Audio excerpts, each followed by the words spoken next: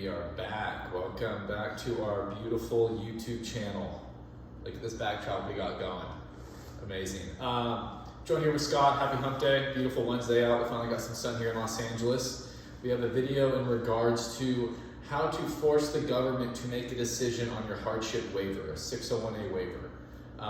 These 601A waivers, aka hardship waivers, are a good, well, I mean, not a tool, but it's a way forward for someone to apply for permanent residency if they do not have a lawful entry and they marry a U.S. citizen. I mean, that's not the only qualifying relative, but that's what we'll say in this instance, right? If you don't have a lawful entry and you want to apply for permanent residency, you need to apply for a hardship waiver. Correct, Scott? Yeah. Yes. Yeah. It can all be done here in the U.S. In the past, we were getting decisions on these hardship waivers in 6 months or so. I mean, this was about 3 years ago, but still. 4 years ago, I had some that were approved in 3 months. 3 months. That's when things were working beautifully, right? The agency was doing their job and things were working smoothly. Nowadays, I mean, you blame it on a pandemic, whatever you want to blame it on.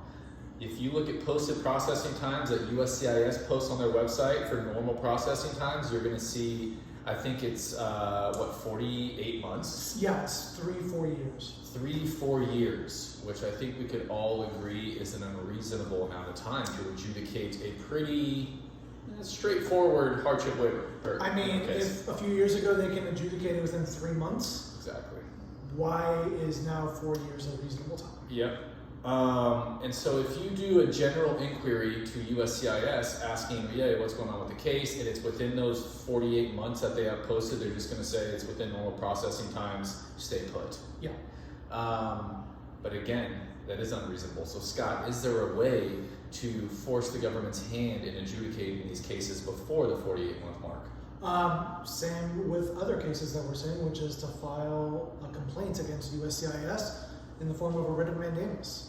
And this is a complaint to a federal judge in which the plaintiff says, I applied for something from a government agency, and they are not giving me a response in a timely manner. Right, and that will, most of the times, if not all the time, force the government to make a decision. Now, what do you think the benchmark is on when filing a mandamus would be appropriate for a hardship waiver? You know, for all of these, and I've said it in past videos, I mean, there's not a bright line rule in many of these cases. I think, probably like a year maybe? I was going to say 12 months as well. So again, if you're getting a little antsy, you've had one of these cases pending for more than a year, which we have a lot, and you have the means to do so, call us, call another immigration attorney who has experience in filing these mandamus actions, and you can get these things filed and get a decision before the 48-month mark. Yep. All right, thanks for tuning in.